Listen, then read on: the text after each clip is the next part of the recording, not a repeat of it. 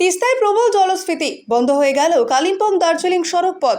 গত কয়েকদিন থেকে উত্তরবঙ্গ সহ দার্জিলিং ও সিকিমে ক্রমাগত বৃষ্টিপাত হয়ে চলেছে। বৃষ্টিপাতের ফলে উত্তরবঙ্গে বিভিন্ন নদীগুলি প্রবল জলস্ফীতি হয়েছে।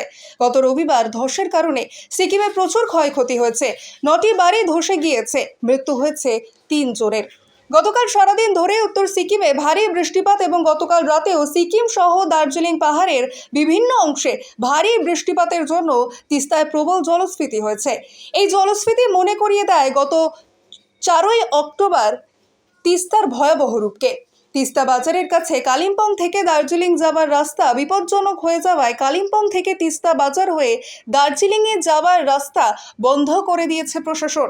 তিস্তা বাজার গেলখোলা সহ বিভিন্ন জায়গায় রাস্তার ওপর তিস্তার জল চলে এসেছে। বেশ কিছু বাড়িও তিস্তার চরে বিপজ্জনক অবস্থায় রয়েছে।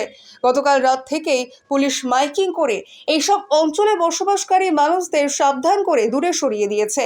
তবে তিস্তার যা অবস্থা এবং যেভাবে ক্রমাগত বৃষ্টির জন্য রাস্তার বিভিন্ন অংশ সহ বেশ করা কিছু বাড়ি ঘর ডুবে আছে, বৃষ্টি না কমলে ভয়াবহ আকার ধারণ করতে পারে তা। স্থানীয় পুলিশ প্রশাসন, সিভিল ডিফেন্স এবং এনডিআরএফ এর দল যে কোনো দুর্যোগ মোকাবিলার জন্য প্রস্তুত আছে।